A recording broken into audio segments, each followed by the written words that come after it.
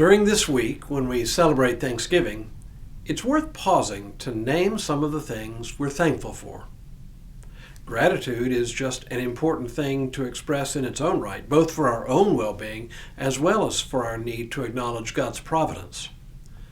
Obviously, there are lots and lots of things we might be thankful for, some very personal, some as a society. Today, I want to talk about my gratitude for one of the things we take for granted: religious freedom. Hello, I'm Stuart Baskin, pastor of First Presbyterian Church of Tyler, Texas, and this is your daily devotional for Wednesday, November 22nd, 2023. The America we know was largely born out of the experience of religious wars between Christian believers in Europe. Catholic versus Protestant, Reformed versus Anabaptist, and pretty much everybody versus Quaker.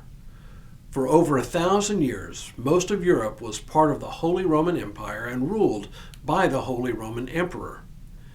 And even before the foundation of the empire, most of Europe was part of the Roman Catholic Church, with individual territories ruled by Catholic kings and princes. All this began to fall apart in the 1400s and then exploded with Martin Luther's posting of the 95 Theses in 1517.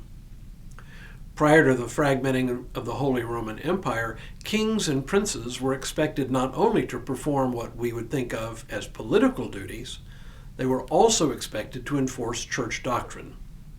This had a number of tragic results, one of which was the Inquisition, which lasted from the 12th century until it was formally ended in the 19th. The purpose of the Inquisition was to suppress heresy, sometimes by torture, sometimes even by execution. When the Reformation began, the church fragmented into different parts, and different states aligned with different sects. Many states remained faithful to the Catholic Church, while others aligned with Lutherans or Calvinists. Then, when Henry VIII decided he needed to have his marriage to his first wife, Catherine of Aragon, annulled, and the Catholic Church refused, he rebelled against Rome and established the Church of England, with himself as head of the church. You don't need me to rehearse European history to appreciate that in Europe, church and state were hardly separate at all.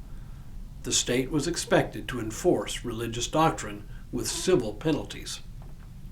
Many of the early European settlers in America were religious dissenters who came fleeing religious persecution.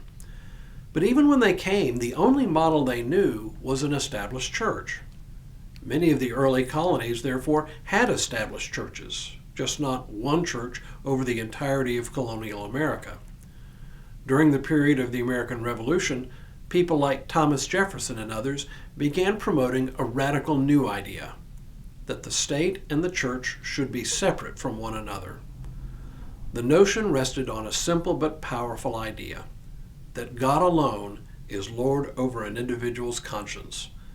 That meant that no state, no government, should be able to enforce religious doctrine through civil penalties.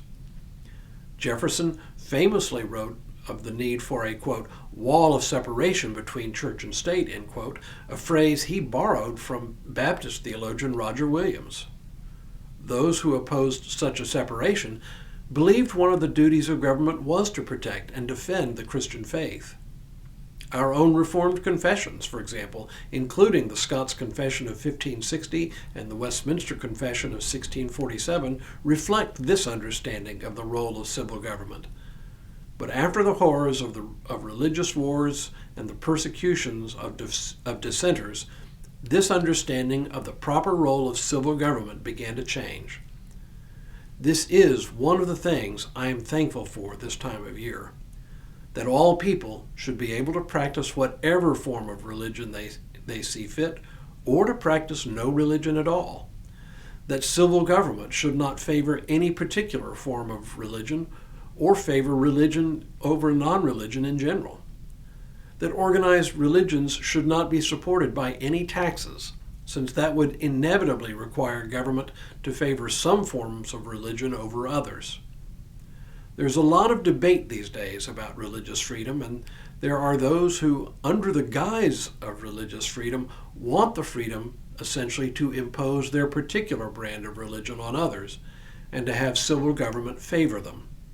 They often talk as though Christianity is one single monolithic thing, but they usually fail to appreciate that there are many forms of Christianity that can scarce agree on anything, not to mention non-Christian religions among us. So, I will continue to give thanks for the likes of Roger Williams, Thomas Jefferson, and the framers of our Constitution for their enlightened wisdom in understanding that religion thrives best when it does not rely on the government to enforce religious belief. Tomorrow, I want to give thanks for the gift of plenty, even as we struggle to make sure everyone has enough.